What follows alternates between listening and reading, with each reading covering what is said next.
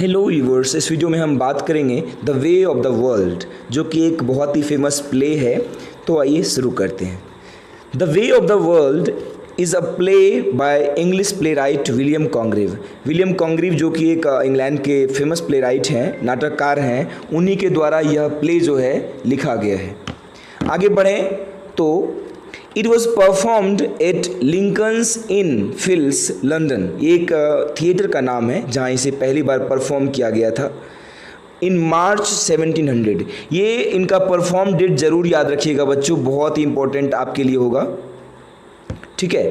It is widely regarded as one of the best comedies. इसको one of the best comedies में जो है इसको काउंट किया जाता है ना। चलिए आगे बढ़ते हैं।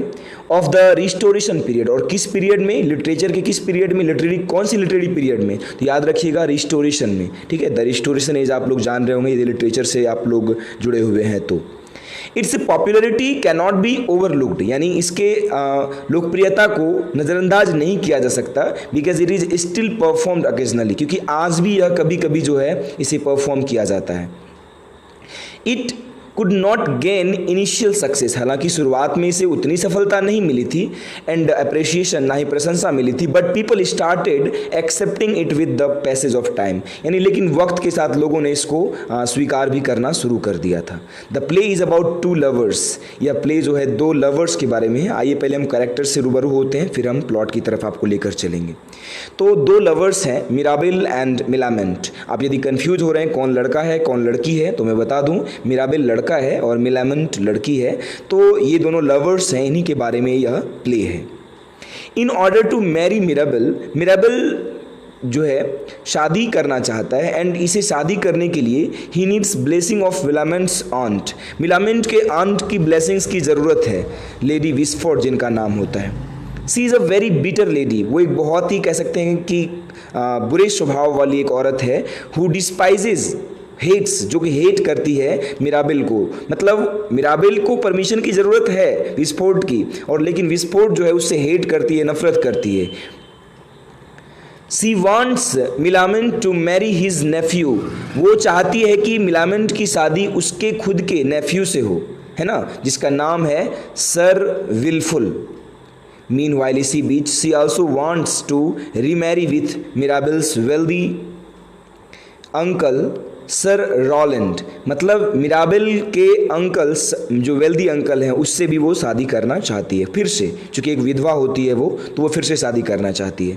There is another character Foible. Foible एक और कैरेक्टर है जो कि सन इन लॉ है लेडी विस्फोर्ड का, यानी मिलामेंट के आंट के जो है सन इन लॉ है final.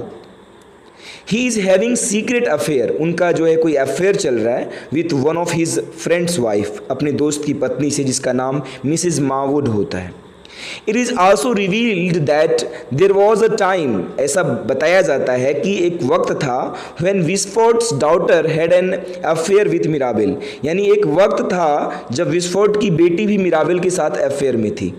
They are still best friends, वे अभी भी अच्छे दोस्त हैं। इन द मीन टाइम, इसी बीच क्या होता है, मिराबिल सर्वेंट, मिराबिल का जो नौकर होता है, गेट्स मैरिड टू विस्फोर्ड सर्वेंट, विस्फोर्ड के सर्वेंट से शादी कर लेता है। द सर्वेंट वेटवेल, जो नौकर जो होता है, pretends to be Sir Rowland, वो सर रॉलैंड होने का नाटक करता है, एंड ट्रिक्स विस्फोर्ड, और विस्फोर्ड को फंसा लेता है इनटू ए फॉल्स एंगेजमेंट, उससे झूठी शादी कर लेता है। अब आगे बढ़े तो the play has total 5 acts, इसमें टोटल 5 एक्ट हैं। Act 1 has been set in a chocolate house, यानी एक्ट 1 को सेट किया गया है चॉकलेट हाउस में, where Mirabell and Fainall have just finished playing cards, जहाँ पर मिराबिल और फाइनल जो है कार्ड्स खेल रहे हैं, ताश खेल रहे हैं। A man comes and tells Mirabell that his servant Waitwell and Foible have married, मतलब बताता है कि जो है उसके नौकर ने, वेटवेल ने जो है फॉयबल से शादी कर ली है। मिराबिल टेल्स अबाउट हिज लव, मिराबिल अपने प्यार के बारे में बताता है फॉर मिलामेंट, जो कि उसके दिल में है मिलामेंट के लिए, एंड लॉन्ग्स और विशेस टू मैरी हर, और बताता यह भी है कि वो उससे शादी करना चाहता है। ही इज़ टोल्ड दैट, उससे कहा जाता है कि if he marries against the wish of her, यदि उसकी इच्छा के खिलाफ शादी करेगा, यानी उसके आंट की इच्छा के खिलाफ शादी करेगा, ही वुड लूज 6,000 पाउंड, यानी वो कह सकते हैं कि 6,000 पाउंड्स जो है वो खो देगा, यानी उसको नुकसान हो जाएगा। यानी कह सकते हैं कि यदि उसके आंट के कंसेंट यानी उसकी राजी से यदि शादी करे तब जाकर इसे 6,000 पाउंड पैसे मिलेंगे। एक्ट 2, अब एक्ट 2 की बात करते हैं। तो act 2 is set in a park, एक पार्क में इसकी सेटिंग रखी गई है।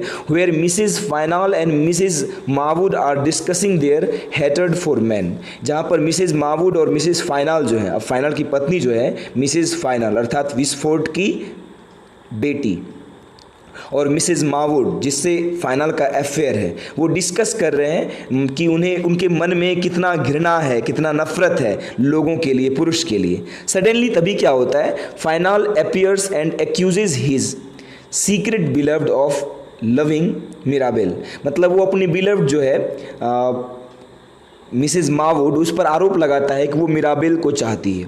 मीनवाइल इसी बीच Mrs Fainall tells Mirabell, Mrs Fainall जो है मिराबेल से कहती है that she hates her husband, कि वो अपने पति से नफरत करती है।